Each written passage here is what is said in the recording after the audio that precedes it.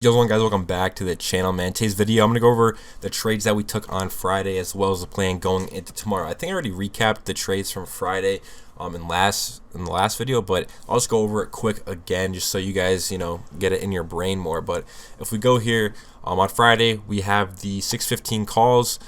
Since we opened, I'm not exactly sure the opening price, but we end up rounding to 610, and then you add 5, subtract 5 to get the contract. So 615 calls were the focus because they were crossed. So the put side pretty much doesn't tell you anything because the call side is crossed. And with that being said, we focus on the longs. You can see what happened. We got this cross here on the 30-minute, and with this cross, that means the market was bullish. And when we go to the 0-day chart, I hope I still have these here. This is what it looked like. So pretty much right off open, we had these two or three wicks down here near the 50 where you could have grabbed really long at any point. It is kind of best though to just to wait, a little bit to take a trade. It's higher risk taking the trade within like first 10 minutes. So that's why I didn't call this out. I did buy this dip right off open, and we got a nice little move, and we did struggle to continue higher, so we eventually did break below 50, and these went negative. So when these went negative, there is no trade to take. I went over this in the last video. There's no trade to take. Why? Because the 30 minutes cross bullish, we focus on longs, and from this chart, there's no other trades to really take. We could have taken, like I said, I'm just going to go over this quick because I already went over it, but this reject here at the 50, you could have either bought right at the 50, we had two taps of it, or wait for the closure below the 10 right there. We closed below, and then you can see what happened. The rest of the way, we just ended up ripping on like SPY because these are puts, and you could have sold once we got near this 50 SMA here on the call side because we know that's a major resistance point intraday. So those are trades you could have taken Friday. When we go to the charts right now, I'm not exactly sure how we're going to open because these contracts are probably going to get eaten away a little bit because of the extra day off of the market. So I feel like we may flip neutral tomorrow just by the looks of this chart. This 10 SMA sloped down super hard, and we're right at that 50. So really depends how we open.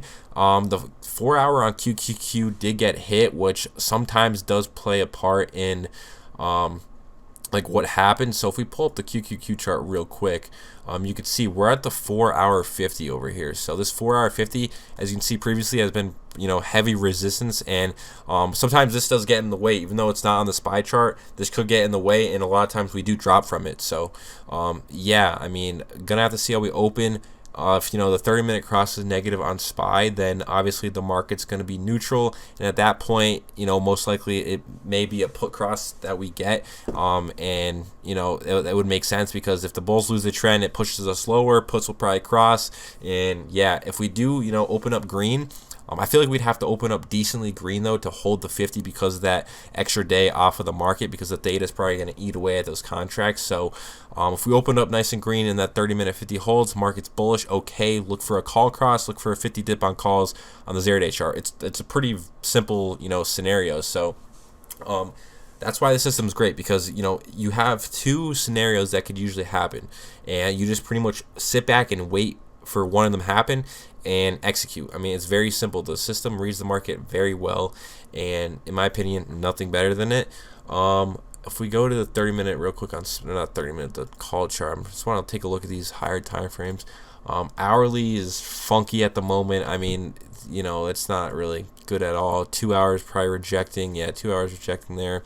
And we probably aren't really close to the 4 hour. Yeah, 4 hours not really that close. It's still over 100% on these contracts, like 140%. But yeah, we are at decent critical point here because we did get near that 2 hour. This 1 hour. See, if this 1 hour crosses negative, 30 minutes going to cross negative, and we're going to be neutral. So when we're neutral, 0 DT cross either side of the premium. Obviously, when we are neutral, you don't buy 50 dips on the 0-day chart. So if we go to the 0-day chart, if the market was neutral on Friday, you would not buy this dip down here. You'd wait for the reclaim to get in. That's like one of the main differences in how you play trending versus neutral. You do not buy the 50 dips in a neutral market. Only sometimes I will, but I mean, like, just for your understanding of the system, you don't. Like, when you're starting off learning it, just know not to buy those dips at the 50. When we're neutral, wait for the reclaim of the 10, because a lot of times in a neutral market, that 50 doesn't end up holding because there is no trend in the market. So, negative crosses work. Normal crosses work as long as we're not at the 30-minute 50, and I mean that's pretty much the plan for tomorrow. It's very simple. Very simple. If we remain bullish, focuses on longs, 0 DT cross, 50 dip. If we remain neutral, or not remain neutral, if we flip neutral, most likely we get a put cross or like a negative cross on calls, something like that tomorrow. So that's all I got. If you guys enjoyed, drop a sub. I'm out. Peace.